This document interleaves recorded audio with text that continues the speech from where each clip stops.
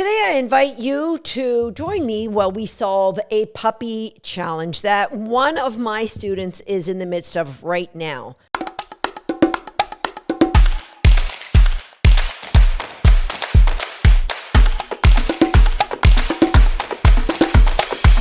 Hi, I'm Susan Garrett. Welcome to Shaped by Dog. And I have got a little tidbit I'm going to start this podcast episode off with right now. If you in any way are frustrated with your life with your puppy at this moment, I promise you, you own a puppy that is frustrated. I'm going to say that once more. If you are in any way frustrated by owning your puppy right now at this time and space, then you own a puppy that is frustrated. That puppy is living a life where they are craving more clarity. And so that anxiety is expressed in behaviors that's frustrating you. So let's make life harmonious for both of you, shall we? Today's challenge comes from my Homeschool the Dog students. I was reading a comment on our classroom where they have a 4-month-old puppy and the puppy's afraid of other dogs. So there's challenge number 1. They can't keep the puppy off their couch. Challenge number 2. They are trying to walk it on a 15-foot long line because I mentioned on a podcast that they should socialize the dog away from other dogs. So they want it to have freedom, but it's picking up garbage and poop. And when they try to get it out of their mouth, then the puppy bites them. So that's problem number 4, and maybe 5 and 6 and 7. And there's probably a dozen other problems mixed into here. And so let's take a deep dive at puppy ownership. So if you have a puppy right now, or you are about to get a puppy, like one of our podcast listeners who her and her son are working through all of the puppy playlist that I have over on my YouTube channel. So if you haven't yet, jump over to YouTube and start devouring the puppy playlist. There's so much great information there. Raising a puppy, the ultimate goal is that we have a relationship that encircles a cooperative nature so that we aren't forcing that puppy to do anything. It includes having a calm environment so that the puppy can learn to relax. I'm not promising you will have a calm environment during your life of raising a puppy. And I think when you got a puppy, there was no expectation of that. But it doesn't have to be anarchy. The opposite of calm is an anarchy. It is some lovely behavior interspersed with some puppy chaos. That's got to be expected, right? We have cooperation, we have calm, and we have confidence building. All of that is our goal because our goal ultimately is to create a great connection with that puppy. So the connection we want, the connection we crave, in my opinion, has to include cooperation, building confidence, and creating that calm so that your life can go on enriched with having a puppy in your house, and the puppy is engaged and enriched and loving their life. If you're frustrated, your puppy's frustrated. So come on, let's move forward with this. How does that begin? So there's a number of things. Obviously, priority number 1 is we have to get that puppy potty trained. So let's hope you're off to a great start. If not, check that puppy playlist. So let's assume your potty training is well on the way. Now, if we have a puppy that gets on the couch or the furniture, and we don't want them on the couch or the furniture, then that's the first tell for me that you're giving that puppy way too much freedom. So refer to podcast episode number 166, where I talk about what life is like for me when I have a puppy, how I have a training den. If you refer to episode number 267, I share with you how to set up your own training den. Training den can be a small area of a room in your house where you go to train that puppy, and that puppy knows this is where I train. If you don't have any way of creating a barrier so that you can have a way that you can train inside a small area of a room, your training den can be a bathroom. So a small area where your puppy knows this is fun time. Good things happen here. Ultimately, what we want is rehearsals of success. Now, if you're listening to this and you're planning on training your puppy for sports, rehearsals of success is what you ultimately want when you get into the ring. My puppy is 15 months old now. And just today I was thinking, you know what? Today hasn't been a great day of rehearsals of success, which probably is why I wanted to do this podcast episode anyway. So what do I mean by that? Hasn't been a great day for me. I was training my puppy off and on over the last week to do some weave pulls in a sequence. His weave pulls have been great, but he has learned how much fun it is to go fast while you're doing weave pulls. His weave pulls just on their own were a really decent speed, and he was having fun, and I was thrilled with the performance. But he thought speed needed to be included in this game, like high levels of speed, which ultimately isn't bad, I guess. But with that incredible speed comes a lot of rehearsals of incompletion, of I'm going to skip some poles. It's faster if I run alongside and pretend I'm weaving, of maybe jumping in the middle, things he hasn't done for weeks. And so just tonight, as I was eating dinner and I was reflecting back on some of my notes from my training, I'm like, you know what? I've got to go back and just have a solid 2 or 3 days of really clear understanding of how to be successful in the weave pulls. Rehearsals of success are really important when we're raising a puppy because what gets reinforced grows. So it doesn't matter how much you're reinforcing your puppy for being calm at your side.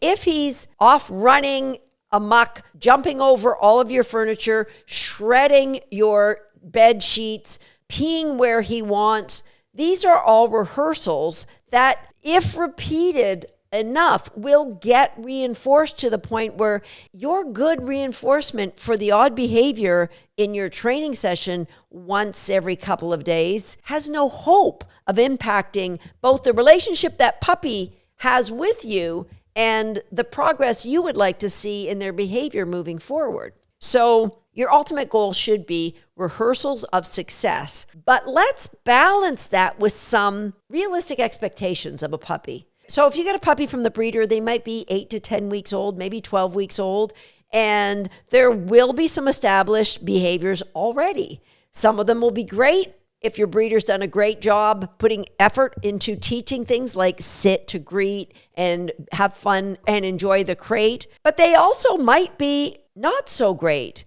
if you have got this puppy from a big litter and the breeder didn't have time to spend with them, or the puppy was ignored because the breeder was very busy and maybe it was the last puppy left, or yada, yada, yada.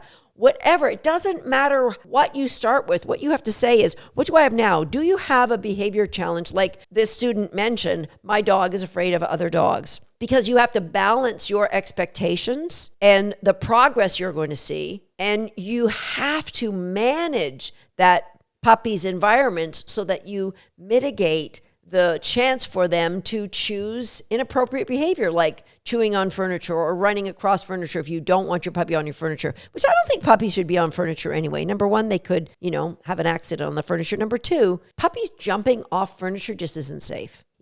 Whether you have your dogs on your furniture as they grow up, that's fine. Or if you want to pick your puppy up and hold them on your lap and then put them down. But puppies jumping on and off furniture, you potentially could injure their growth plates. So not something I would recommend.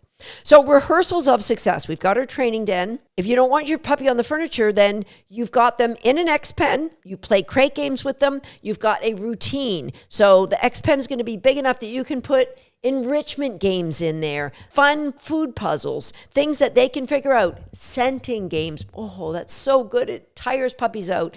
You don't have to take your puppy on a long walk on a 15-foot leash to tire them out. There's so much things you can do. Enrichment, engagement, scenting, and training. So fun games that you can play that engage the puppy's brain. But I would advise that these be done on a leash. Most of the time, depending on the age and the stage of the puppy, but they should be done on a leash so that you can rehearse success. If it's not on a leash, then the puppy is maybe coming in for 1 or 2 rehearsals of getting a cookie and then they're running off somewhere else. Now, if you're in a small training den, you are managing the environment that way. So we've got our training den, or we have a puppy on a leash. We are playing strategic games. If you're in Homeschool the Dog or Recallers, we're giving you those strategic games.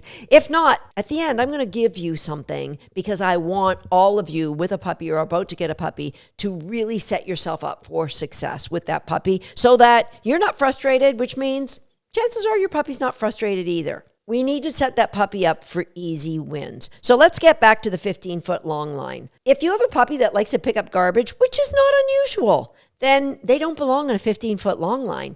What I would do, we want to get that puppy out around other dogs. I would put the puppy in the car, drive somewhere where there might be dogs, open the window, you go stand outside the door, and then feed the puppy when other dogs come by. Puppy ideally would be in a crate that's high enough up so that they can see what's going on. If you don't use a crate, then please at least have them in a seatbelt. If the puppy sees the dogs and gets anxious, some dogs can get protective of their car, but that's unusual for a puppy. Then maybe you're parked too close or you're not using high enough value reinforcement. So start your socializing at a distance in the car.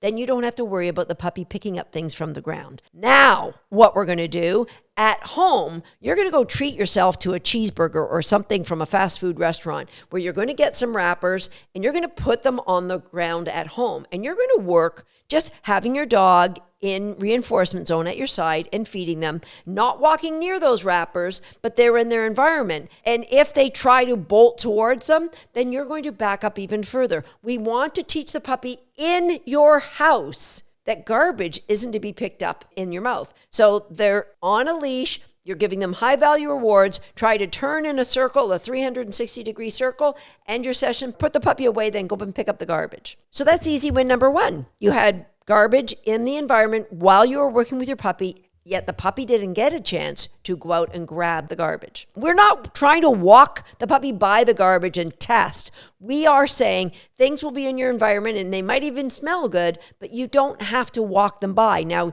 this student said to me that their puppy does know it's your choice and will ignore food dropped on the ground, but not garbage. So let's start playing with garbage in the vicinity. Maybe just one piece to start. You could start with just a crumpled up piece of paper. You don't have to start with something smelly. Have a methodical approach to easy wins. Easy wins makes you feel good. Easy wins helps the puppy feel good, grows that puppy's confidence and grows your confidence in that puppy. All right, now let's talk about when you try to take something out of your puppy's mouth, they bite you. So number one, that may indicate you've tried to take a lot of things out of your puppy's mouth and they're trying to guard it from you. And so really invest your time in the Bring Me game. That is a game that teaches the puppy a cooperative retrieve. And so anytime we have an adversarial relationship with a puppy over anything is not a good thing. Because everything is a learning opportunity for that puppy. What are they learning? They're learning they're going to work harder to keep it away from you. They're learning they're going to not let you see the treasures that they have. So we don't want that. The Bring Me, put something in my hand is one of the first things I teach my puppies because I want them to know they can earn by bringing me things, that it's never going to be a fight.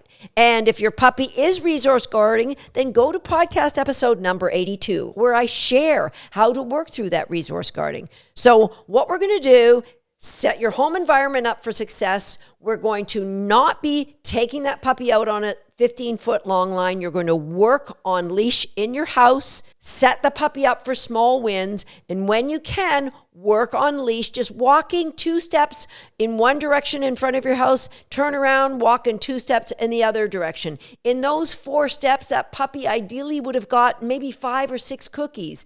You're teaching the puppy that the environment isn't as exciting or interesting or doesn't pay as well as you do.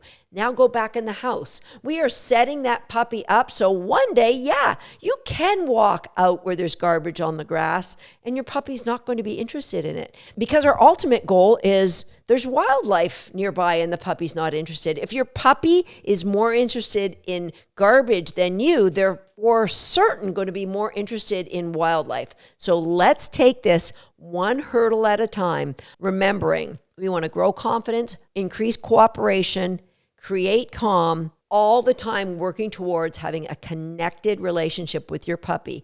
It is possible if you look for small wins every day. Engagement, enrichment, use your training den. Do not give the puppy free roam to the house.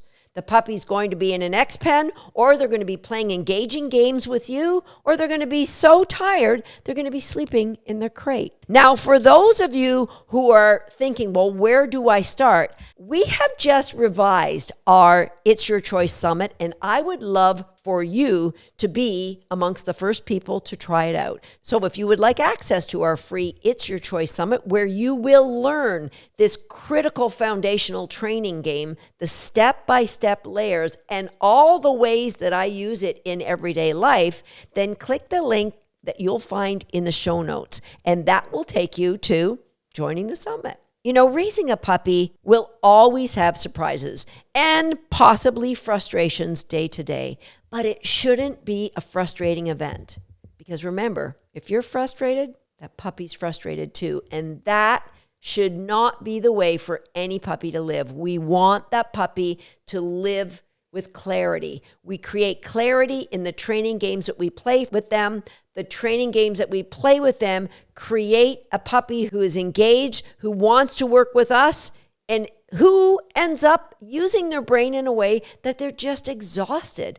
They'll sleep more, and you get the time to get more done. All of these things are possible for anyone. And I would say the starting point for every puppy is It's Your Choice and our Crate Games Online, and I'll put the link to that one in the show notes as well. I hope this makes sense. I hope for all of you with puppies, you feel better, that you're not alone, that we all get frustrated from time to time. But when you're frustrated, think of who else may be frustrated, and then work hard to bring clarity into your relationship with that puppy. I'll see you next time right here on Shaped by Dog. Focus, fam. Now he's diving in. It's time for you to dive into some fresh content. You're not going to know it's there unless you hit the subscribe button. And be sure to turn on the notification bell so you'll never miss another video. And if you're already a subscriber, well, let's have a party for you. A little bit of reinforcement.